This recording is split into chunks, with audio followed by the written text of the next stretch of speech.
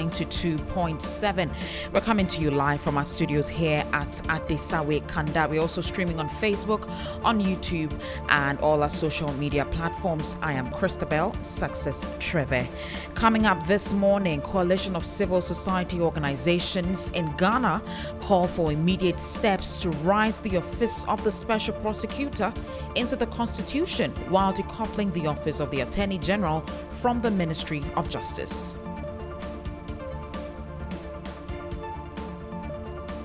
Ultimately, we would also want to see the decoupling of the Attorney General from the Minister of Justice when we have this baby we are talking about in the review process and in the recommendations we have made in the NICAP document implemented.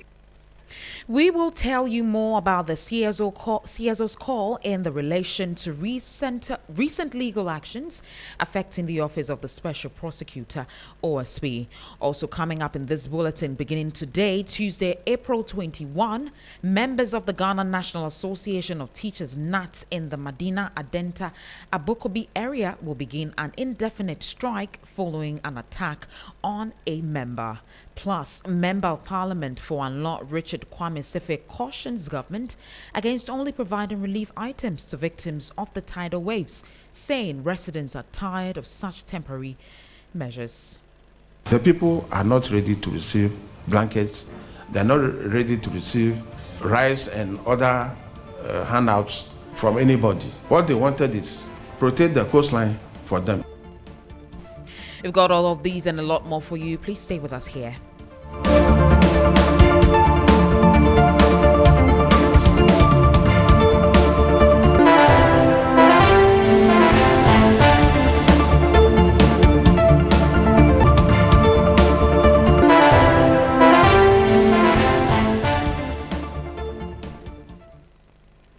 And now the details. The coalition of civil society organizations in Ghana has raised alarm over recent legal actions affecting the office of the Special Prosecutor, OSP.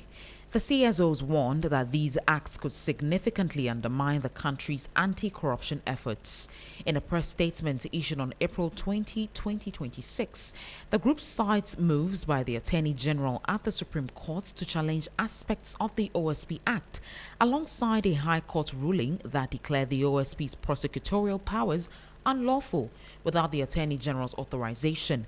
Mary Awelana Ada is the Executive Director of Transparency International. Yes, so we have made some very clear recommendations as we have gone along. One is the fact that during the development of the new anti-corruption strategy that will be implemented very soon, one of the pronouncements or the suggestions that came up is the fact that we need to write the OSP into the Constitution. And then that takes away this. Ultimately, the Constitutional Review Commission's recommendations, which we also are not too sure where they are now, because the President promised us January to set up an implementation committee.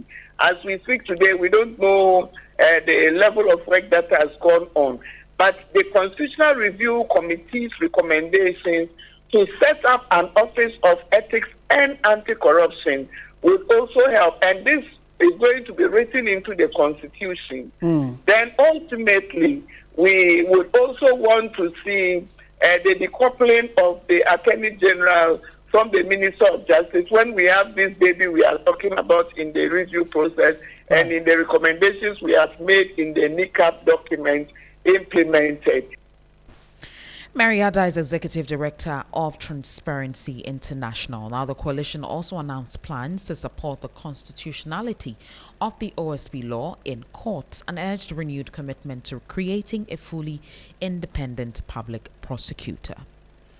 Beginning today, Tuesday, April 21, members of the Ghana National Association of Teachers, NAT, in the Medina Adenta Abokobi area will begin an indefinite strike following an attack on a member. A teacher, Abdullah Mohammed, was beaten by a former student of the same school where he teaches. There's more in this report. The latest incident involved the assault of Abdullah Mohammed, a teacher at the Presbyterian Junior High School at Otano, near Ajungano. Reports indicate that on Monday, April 13, 2026, while Abdallah was invigilating final year students writing mock examinations, he spotted a former student in one of the classrooms, allegedly attempting to steal from candidates' bags. According to Abdallah, he confronted the boy and asked him to stop and leave the premises, but he refused. Eventually, the teacher succeeded in driving him away. However, shortly after, the boy returned with another individual, and together they attacked the teacher, landing a few heavy blows. Teachers say they no longer feel safe within the community. I'm not safe in the community again. I've been there for 4 years. After teaching 6 years in Western Region, I've been in Bogosu for 6 years, and this is my 4th year at Bethel Presby. I've never had any encounter with any parents, community member, no. Just that I'm very firm on disciplining the children when they go wayward. Madina Adenta Nabokobi Nat chairman Christian Yao Edinkra insists the touch one touch all approach has become necessary to protect the teaching fraternity. It is becoming so predictable that any time that the teacher suffered any form of pain, harm, assault, we treat it with kid's glove, and it is emboldening the society to be perpetuating same. That is why we thought that we have to hold on our services and to ensure that the right things are done. Other union members are also calling for stricter punitive measures to deter future attacks on teachers. That was a report by Stanley Nibleo. Now, security analyst Richard Kumado has charged the government to support the Ghana National Fire Service with appropriate apparatus as the service begins to revive its police unit. In recent times, personnel of the National Fire Service have faced physical attacks from members of the public while carrying out their duties, largely due to the absence of a dedicated fire police unit. In response to this growing concern, the Ghana National Fire Service has reorganized its fire police unit, which originally operated between October 1992 and 1998. The unit is tasked with ensuring discipline within the service and acting as a protective barrier between firefighters and the general public. Chief Fire Officer Mausi Nto expressed concern over the recent attacks on fire personnel and emphasized the urgent need to revive the fire police unit. Recently, our firefighters have faced more attacks at emergency grounds. Some have been beaten, harassed, and blocked by criminals. These people use weapons and other tools to stop our work and put lives at risk. This must stop. And I stress this must stop. The unit will have more tasks and more responsibility beyond keeping discipline inside the service. The fire police will now protect firefighters at incident grounds and scenes. You will be the first line of defense against anyone who tries to attack, block, rescue work, or cause harm. Speaking on Hot Edition on 3FM, Richard Kumado made the case for the service to be retooled to prevent such incidences. Properties are burning, people are dying. It raises all manner of emotional stress, and people come under pressure. The way we have structured our cities disadvantages the firefighters, and they struggle to get to those locations, which is not caused by them, but probably caused by the very people who are becoming victims of the circumstance.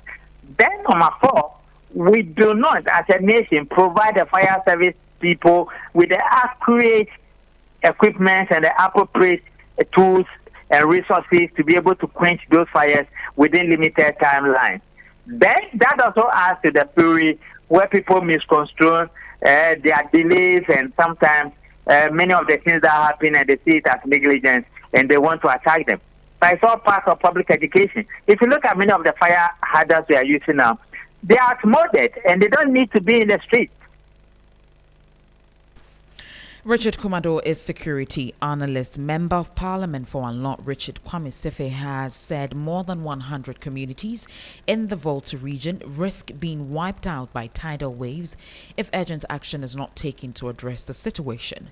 This follows renewed tidal wave destruction over the weekend, which washed away the sandbar between the sea and the Volta River. The MP is urging government to prioritize the safety of residents to prevent any possible disaster. He cautioned the government against only providing relief items to victims of the tidal waves, saying residents are tired of such temporary measures. It is not time that you go to meet the people now and give them blankets, food items, and what have you, hoping that they may live on them and this. For them, they can go hungry and do whatever they can do. But we want to appeal to the government to come to the aid of the people. Our chiefs are also begging. Everybody, you go there now, it's a sorry situation that we should not be toying with. Protect the coastline for them. Even if people thought protection of the coastline is going to be the benefit of only those living around there. We are saying that it has now gone beyond that level, and it's going to take away a lot of communities. And that's how we end the morning news here on 3FM 92.7. Please check out our website 3news.com. I am Christabel, Success Treve. Business is up next on Sunrise.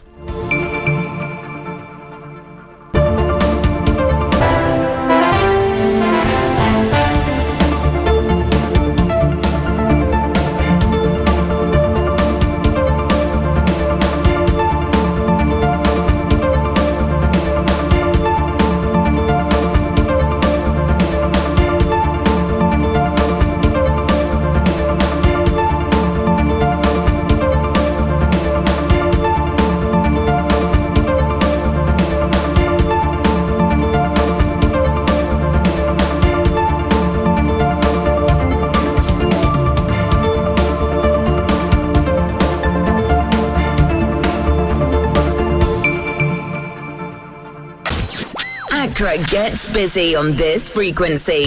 92.7 3FM.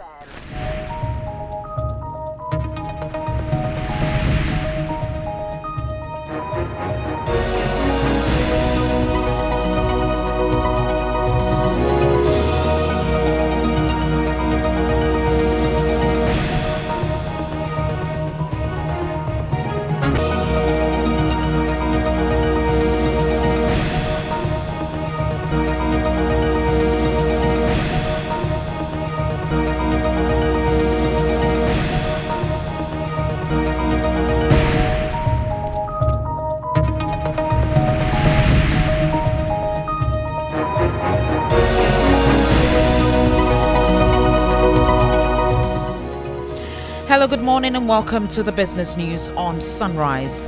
Coming up this morning, Bulk Oil Storage and Transportation Company warns of 40 million cedis revenue loss amid diesel margin cuts.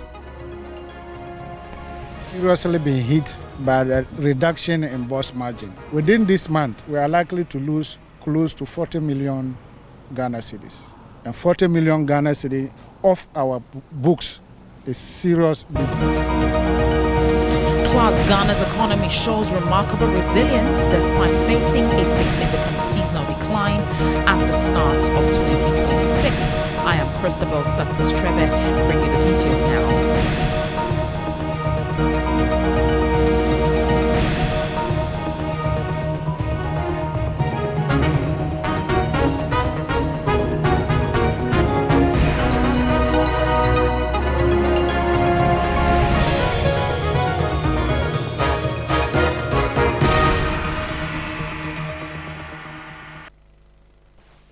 And now the details. The Bulk Oil Storage and Transportation Bost says it may lose 40 million cedis of its revenue this month following the reduction of the Bost margin on diesel. At a visit by the Energy Committee on Monday, management appealed for the margin to be restored after the Middle East tensions are resolved. Christian Yali reports. The committee have jurisdiction over both petroleum as well as power. So we started with BOSS because they hold our strategic energy security for us. So we decided to visit them. The tour by the Energy Committee has become necessary following recent global shocks, especially from the fallout of the US-Israel war on Iran. The committee members took time to tour the facilities at the Bulk Oil Storage and Transportation Company Limited. One concern for management has been the reduction in the boss margin, which they believe could go a long way to affect their operations. We have seriously been hit by the reduction in boss margin. Within this month, we are likely to lose close to 40 million Ghana cedis. And 40 million Ghana cedis off our books is serious business. It means that our operation will adversely be affected. So we are appealing to the powers that be. When the crisis is over, they will restore the boss margin. If we lose the boss margin completely, what it means is that we will not be able to replace the existing pipeline. Despite these circumstances, the Deputy Managing Director for BOSS indicated that there is enough fuel reserve for the country, at least for the next 6 to 8 weeks. We have 6 depots. All our tanks are full up.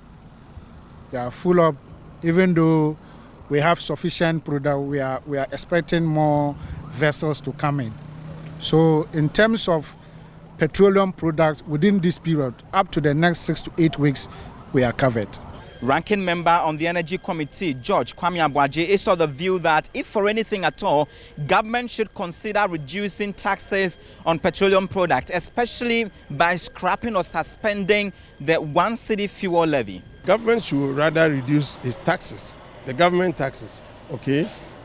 And let me tell you, it's not only BOSS. The other OMCs also, they have reduced their margins, and it's going to affect them. Especially, I have been appealing that the 1 cedi that was added last year on the energy sector levy, the government should suspend that for the meantime. From the BOSS Accra Plains Depot, the committee continued its tour to visit the Sunon Asogli power plant, where I am currently, to also ascertain for themselves operational issues over there, as well as some challenges, if any, that the committee would factor into their recommendations to government as part of shoring up the country's energy mix. The Energy Committee would continue its tour of other power sector agencies in the week and as well as next week. Christian Yale, Sunon Asogli Power Plant, Accra. And that was a report on BOSS warning of 40 million cedis revenue loss amid diesel margin cut. The Ghanaian economy displayed a complex performance at the beginning of 2026, characterized by robust annual growth in consumer spending and manufacturing, even as seasonal trends led to sharp monthly declines. According to the March 2026 Monetary Policy Report from the Bank of Ghana, consumer resilience remained a highlight. The following 3 business report has more. Domestic VAT collections reached 1.799 billion cedis in January 2026, marking a 7.1% increase compared to the previous year. Similarly, retail sales surged by 16.6% year-on-year to 277.88 million cedis. However, these figures marked a significant month-on-month cooling effect following the December festive period. Retail sales plummeted by 41.1% from December levels, while VAT collections dipped by 13.1%, signaling a typical post-holiday slowdown in household consumption. The manufacturing subsector showed signs of improvement, bolstered by steady tax and pension contributions. Total direct tax collections rose 9% year-on-year to 5.8 billion cedis. Contributions to the SNIT Tier 1 pension scheme grew by 16.8% annually, reaching 551.97 million cedis in January. Despite these year-on-year gains, total direct taxes saw a massive 64.4% monthly drop from December's 16.305 billion cedis, a volatility often tied to quarterly corporate tax cycles. In contrast to the broader recovery, the construction sector showed signs of strain. Cement sales fell by 7.7% year-on-year to roughly 206,799 tons. Overall, the data suggests that while the Ghanaian economy carries positive momentum from 2025, it remains sensitive to seasonal fluctuations and varying performance across key industrial sectors. The Bank of Ghana has clarified that income earned by Ghanaian digital content creators from global platforms will be treated as service export proceeds under the country's foreign exchange regulations, while moving to address concerns over access to such earnings. There's more in the following 3 Business News Desk report. The Bank of Ghana has classified earnings by Ghanaian content creators from international digital platforms as service export proceeds under existing foreign exchange rules. In a statement, the central bank explained that revenues from platforms such as X are considered legitimate foreign inflows and can be received through foreign exchange accounts held with banks in Ghana or directly in Ghana cedi accounts, provided regulatory requirements are met. The clarification follows concerns by some creators over delays and difficulties in accessing their funds. However, the bank says such challenges should not typically occur when transactions are processed in line with the guidelines. It adds that it is engaging relevant institutions to identify the source of the challenges and ensure a quick resolution. The central bank also assured stakeholders of its commitment to maintaining a stable and enabling financial system that supports legitimate cross-border transactions, including digital earnings, now formally recognized as service exports. Well, let's take a look at how the cedi is faring against major trading currencies and how some of these key commodities are also faring on the global market. On the interbank foreign exchange market, the dollar is selling at 11 cedis 3 pesos. It recorded no change.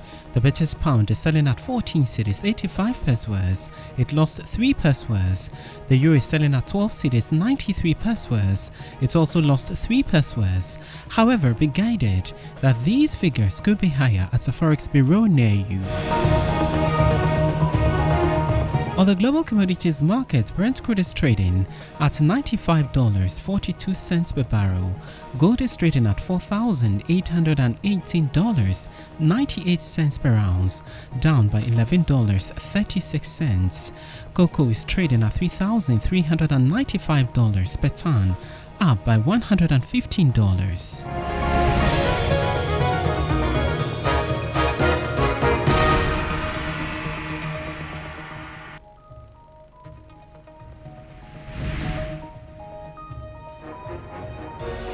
Well, that'll be all for business news on Sunrise. For more business stories, please check out our website, 3news.com.